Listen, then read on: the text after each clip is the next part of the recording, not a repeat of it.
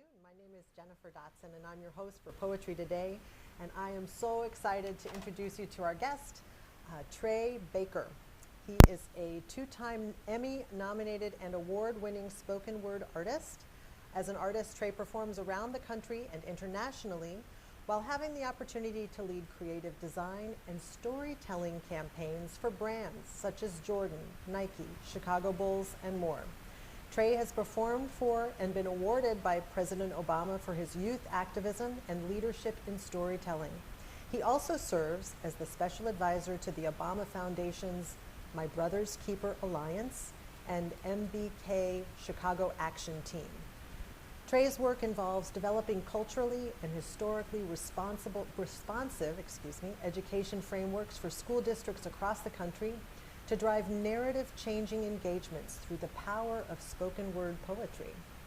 Additionally, some of Trey's accomplishments, and there are many, include receiving the Honoring Our Own Excellence in Education Leadership Award by the National Association of Latino Administrators and Superintendents and the National Alliance of Black School Educators, the Generation Next Leadership Award by the Governor of Illinois and Illinois Legislative Black Caucus, and awarded proclamations by the White House Initiative for Advancing Education Equity, Excellence, and Economic Opportunity for Black Americans, and the Illinois State Senate for his work in advancing racial and educational equity through the power of storytelling.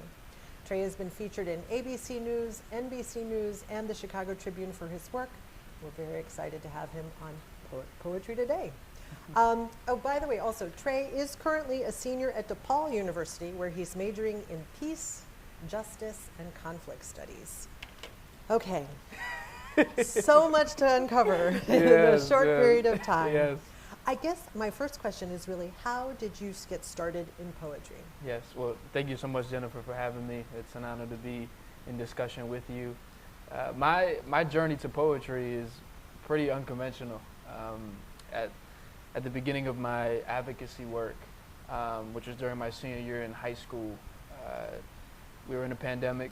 You know, our country was dealing with the aftermath of the killing of George Floyd, Ahmaud Arbery, Breonna Taylor, and for me, I didn't want to be a part of just the reaction. I wanted to be a part of the action, and so that was my introduction to advocacy. What did it mean to be a community organizer, bringing different sectors of our society together to solve problems? And I ended up going to college to play basketball initially, but I was still caught in between my passion and my purpose for this work. And so I had to make a decision of what my heart was really calling me towards, and it was how can I use my voice and my platform to continue advocating for communities that are underserved and stories that have not been told yet or need to be amplified. So I was honored to take a trip to London and be invited by the Obama Foundation to participate in a project, ironically, around basketball culture, talking about how London and Chicago, how basketball exists in our cities, but how it can extend to bring people together.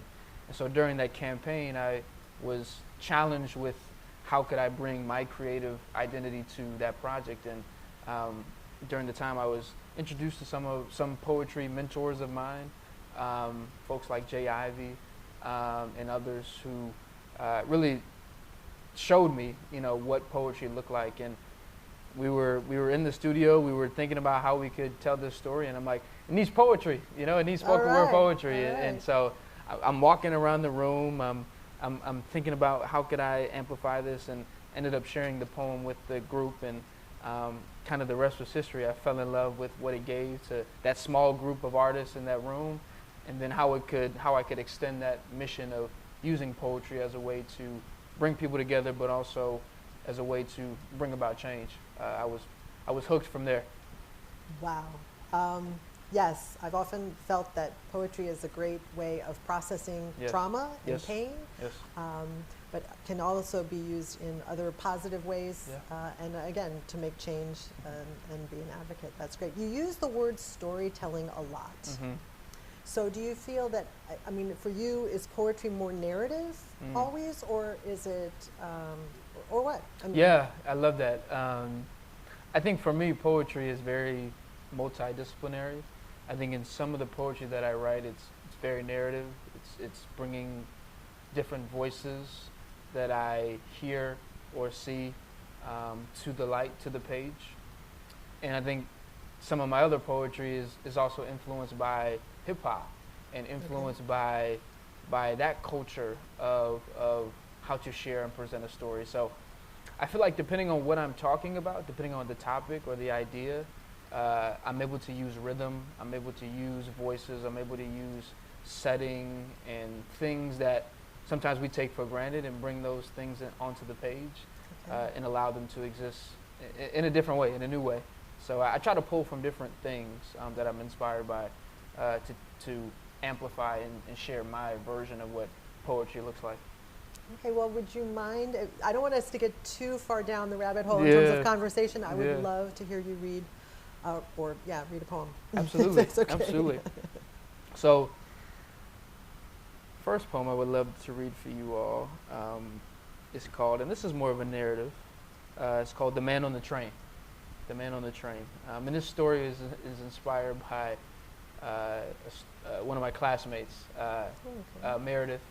Meredith, if you're watching, this is inspired by a story that she had, and I wrote the poem from the perspective of if I was in that story with her. So again, it's called The Man on the Train. I knew a woman once. I first saw her on the L during the coldest of Chicago nights. You know, when all the body heat you've saved up all day before heading home from work evaporates as soon as the frigid air pierces every layer you managed to throw on. We were all bundled, desperately waiting for each stop to be faster than the one before. Next to her was a man, just a man, nothing more, nothing less. The man on the train. While the rest of us were stoic, holding on to every ounce of warmth we had left, the man on the train released from his posture, leaning towards the unknown pupil in front of him. "Those are some really fly shoes, brother," he said. The person whom the man on the train was complimenting raised his head as if he was moving in slow motion. You know, like they do in the movies. He looked at the man on the train, but nothing left his lips. The man on the train tried again. "I was wondering, brother, where'd you even get them from? I've never seen them anywhere in my life. Those are some fly shoes for sure." The train came to another halt, and the next stop arrived. The person got off and once again left without a word of wonder. Once the commotion of commuters settled, I returned my eyes back to the man on the train. But I could see an emptiness on his face. "Everybody thinks I'm such a weirdo." "I'm just a weirdo," he shouted. Moved by the man on the train's soliloquy of self-sabotage, the woman next to him came to life. Or maybe she was already alive, just waiting for the right moment to announce her existence. She gently took out her earbuds and afforded another view. "I don't think that. I just think a lot of people are kind of closed off and don't want to interact and that kind of thing." As she saw him and he saw her, the man on the train suddenly began to cry, sobbing on his blue scarf. "I'm so worried about your generation and the community you guys have because no one wants to talk to one another," he responded. Desperately wiping his tears, the woman and the man on the train proceeded to converse for the next several minutes. He played the tenor saxophone, and she was on keys, giving room for each other's solos and effortlessly coming back together for the chorus as their notes filled the cold Chicago air. What tune they were playing? Only the cosmos would know what their voices were saying. Enamored by this duo, it became clear I'd missed my train stop. Normally I'd be frantic, but surprisingly I felt at peace. For that moment I had no conception of time or space, where everything in between seemed closer, as if I could touch it. Eventually my original stop came back around. I suddenly realized I wasn't alone. The woman packed up her bags and gave the man on the train a warm hug long enough to remember their goodbyes and clear the doors before they closed. Now that we were on the same platform, I kindly approached the woman. Curiously, I asked her if the man on the train was okay. She reassured me he was. Before the woman could disappear in the darkness of the night, I reflected with her one last time. I was wondering, what did you talk about to make him so happy again? I asked. Facing the direction to where she was walking home, she replied, for starters, I told him his shoes were fly too. You see, that woman, I'd never see her again, and the man on the train, I'd never see him again either. But every time I close my eyes, I picture their silhouettes in the depths of my mind, listening to their avant-garde voices carrying the percussion of the train tracks once again. Maybe, just maybe I'll find somewhere, someplace out of space with an honest view. It could be old or a bit new, but there'll be someone out there to play jazz with me too. For now, I hope they are smiling with the sun. I hope they are singing with the rain. I hope they are dreaming with the stars. I hope they are walking with the wind. Wow. And it was so funny.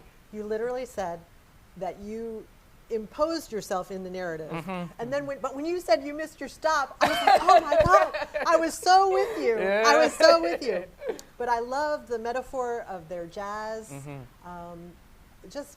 That's really powerful stuff. Thank you. Mostly about, it's about that human desire for human connection. Absolutely. And communication. Absolutely. And that was really, really fabulous. Thank you.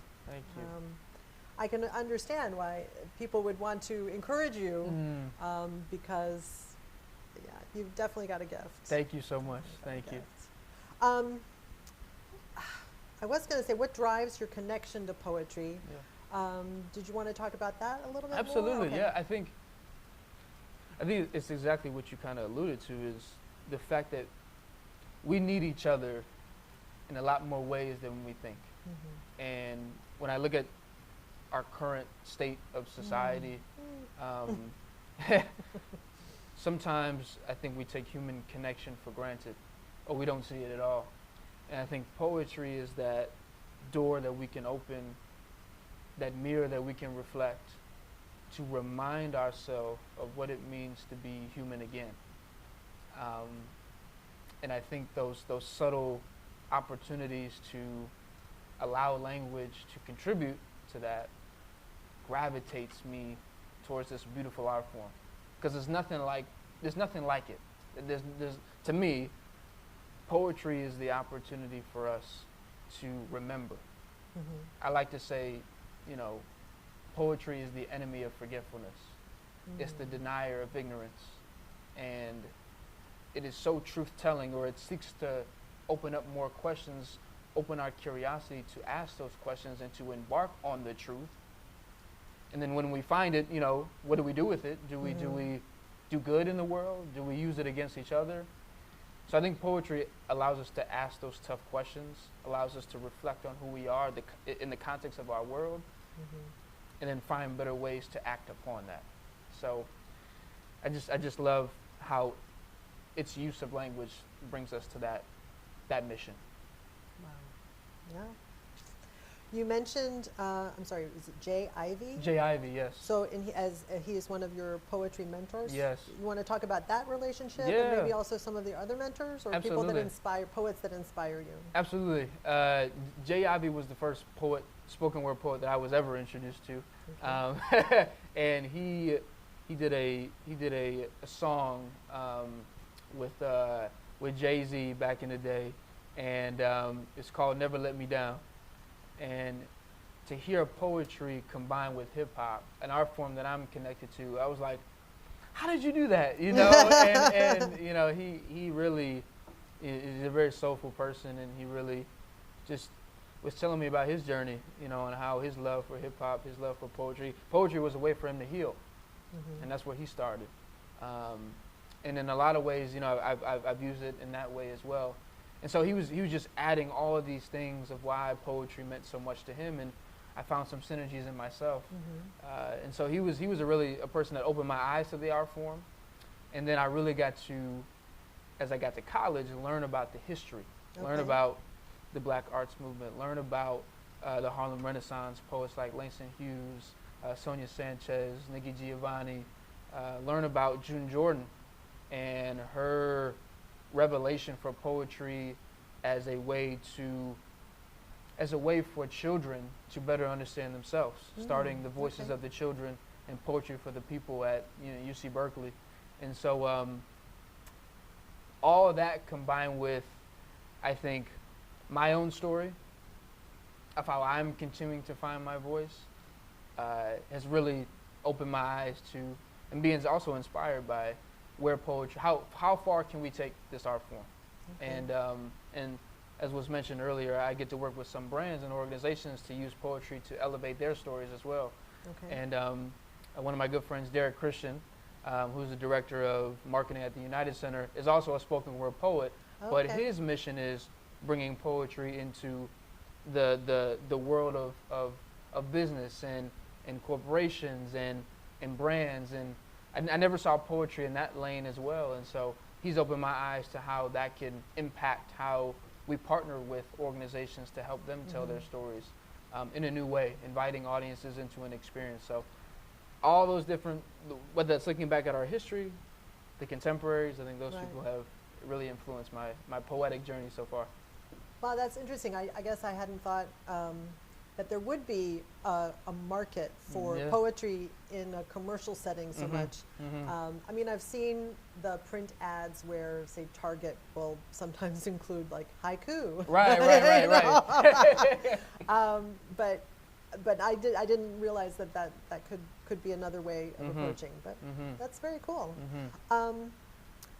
Are there other mentors that you have, or other inspirations? Yeah, I think people. Oh, okay, all right. I think people are my inspiration. I think what's interesting about poets is that we love to watch and we love to listen before we ever put the pen to the paper. Right. At least that's how I start my process, is listening. And the amount of stories that I can hear just by somebody sharing something that happened, during their day, or their interaction with another person, or something unexpected that they didn't realize, something that transformed them unexpectedly. It's that active listening that inspires me as a poet to write and to bring their voices to the center. So I think people, I love people, I think people inform how I write poetry.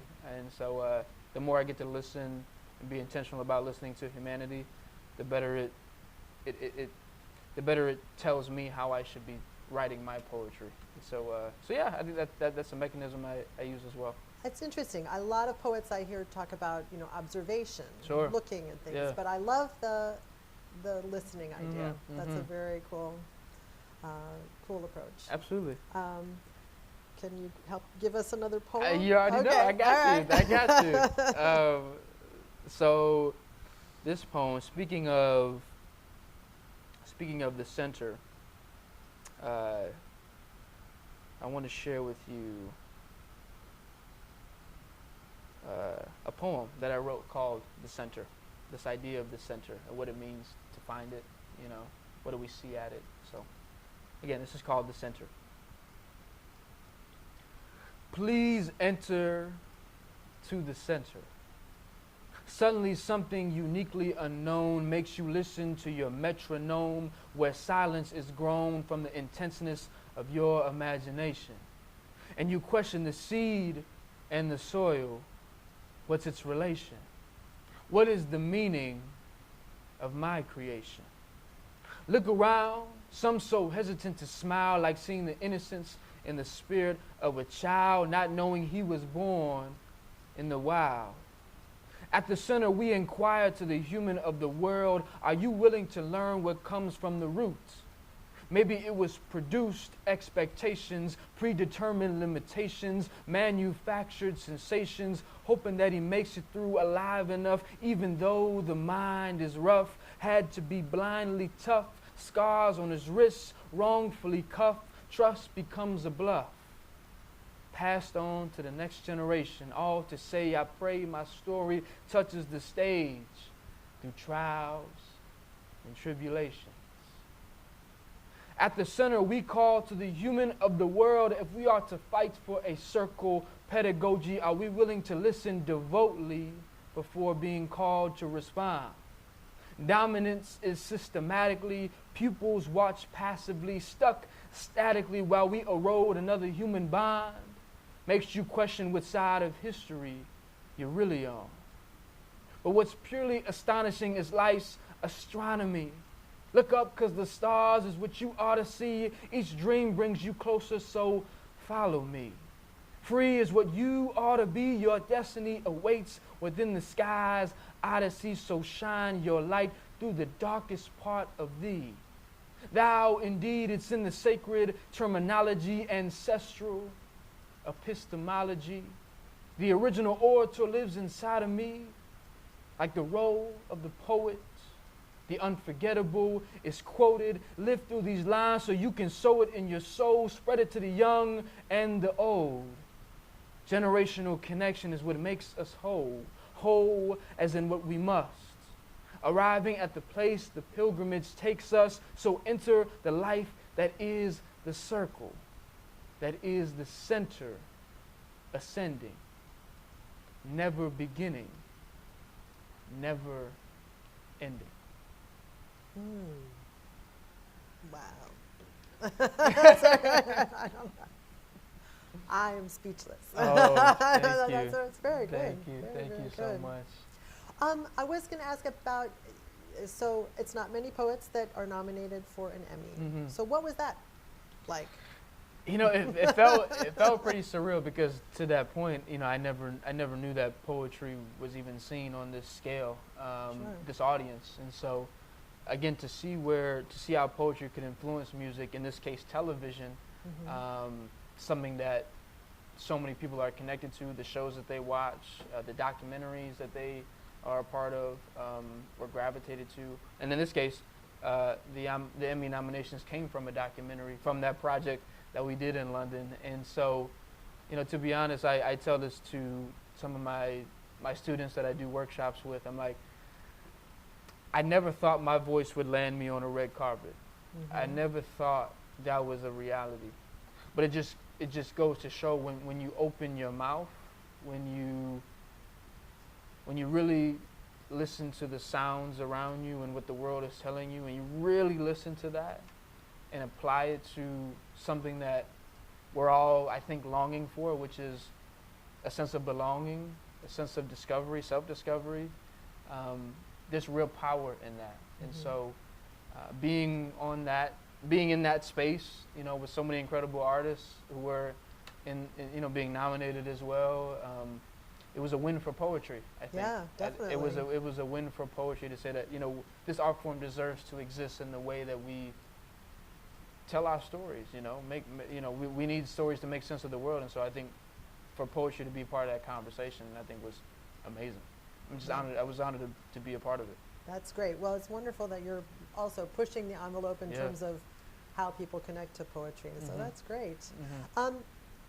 You mentioned that you're working on a book project. Yes.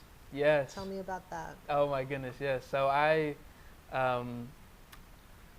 been working with Scholastic Publishing Company, since I was 18 years old, and that's when I first met my publisher. And at the time, I had no idea that children's book, like authoring a children's book, was even a part of my story. But that family over there really believed in me as a early in my stages of really trying to understand where I fit in this context of storytelling and poetry.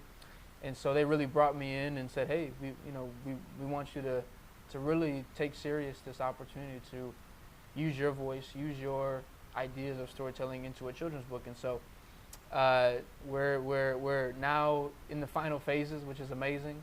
The book is called When I Look Up, and it's a story about my father and I when I was young, really still young, but younger than I am now. Just really asking a lot of questions about my identity. Where do I come from? What makes me who I am? And just having some real anxiety about that. My father one night it was during the summer, he took me outside, and he kind of, like, man, you got all these questions, and he said, son, just look up. And that was such a spiritual moment for me. The fact that I could take my doubts, my desires to the sky, have this relationship with nature and the universe, reminded me of what it means to do that practice. And that story, I think, resonates today, but I think it's a universal one that asks and empowers and inspires children to look up. See, what do they see for themselves? What do they see in the world that's out there for them? I think it's also a generational story, because I think the book asks the question, how are parents a part of that process of what it means to look up? Are they supporting their children in that endeavor?